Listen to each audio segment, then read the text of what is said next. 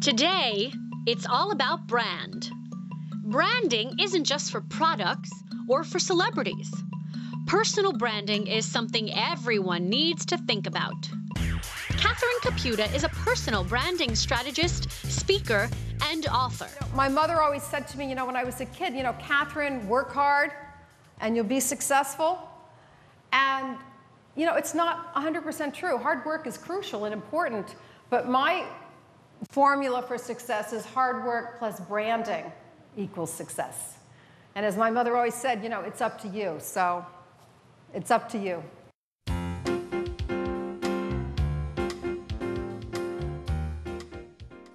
So I got involved with personal branding out of necessity because people were branding me in a way that I didn't want to be branded. And one of the key reasons why I think it's important that everybody get interested in personal branding is because if you don't brand yourself, someone else will. We're branded every day as, an A player or a B player or a person on the fast track or a person not going anyplace, a successful entrepreneur or a business person who's having difficulty. We're branded all the time. And what you want to do is take the reins, empower yourself, take charge of what your brand is. Because if you leave it to other people, I can assure you they're not going to brand you in a way that you want to be branded. From Madison Avenue to Wall Street, to founder of her own company, Self Brand, Catherine Caputa learned that the best use of branding is not for products, but for people to create their own business success. That's why she wrote, "You Are a Brand," winner of the prestigious Ben Franklin Award for Best Career Book. When I was a kid, my mother always said to me, Catherine, don't pay any attention to what other people say. Sticks and stones and blah, blah, blah. And, my mother gave me a lot of great advice, but that was not one of them. Because it does matter what other people think. In the business world, other people hire you, other people decide to promote you, other people decide whether to include you in a team.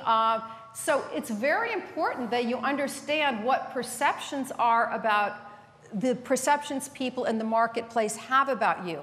And branding is about really developing positive perceptions about yourself so you can maximize who you are. Principle number one, be different. Principle number two, it's what you do to the minds of others. It's all about perceptions. And the third principle is you want to think outside in. What reaction do I want to get in the marketplace, and what do I have to do to get that reaction?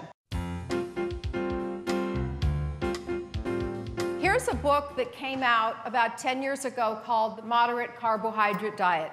Did anybody here go on this diet? Nobody went on this diet.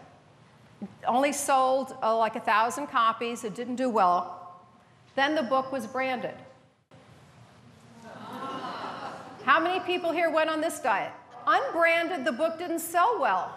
Branded, it sold 3 million copies in the first year. Same concept, same book, but with the branding idea behind it, it did well. What does the whole idea of South Beach bring to mind to you? The beach and skinny, attractive people, very stylish. I mean, it was kind of like a diet that we all want to go on. Then this book had a little bit of luck because then one day a reporter was saying to then President Clinton, "Gee, Mr. President, you look like you've lost some weight. You look really great." And he goes, "I went in the South Beach diet." And then it sold 3 million more copies, and everybody really realized what the brand is all about. As an active female business leader, Catherine also speaks on women and success, the topic of her new book, The Female Brand. Look at the Fortune 500 list. We've had a 25% increase in the number of women on the list over last year. I mean, we're not where we want to be, but this is a tremendous move forward.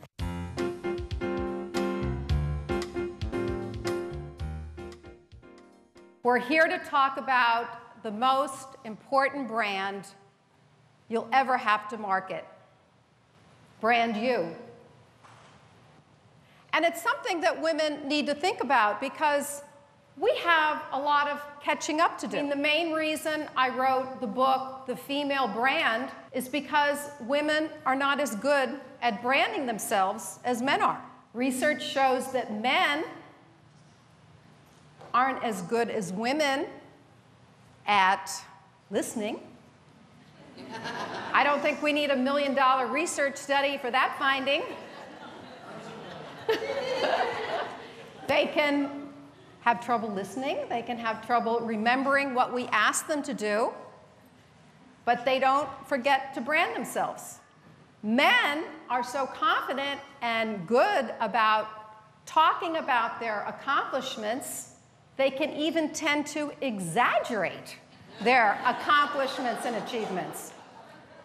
It's what one researcher who did a global study of male and female leadership called the male hubris effect. We women, on the other hand, tend to downplay our accomplishments. What the researcher called the female humility effect. Just look at the personal columns. You read the personal columns, all the men sound like Brad Pitt. And what about the women?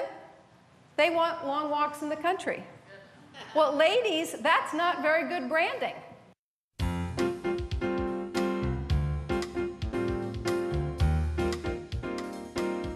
One of my clients is a client named Gina. She'd get to work early and, hop in the elevator, and some days the CEO would walk into the elevator and she'd think, I've got to talk about something, but not knowing what to talk about, she talked about the weather.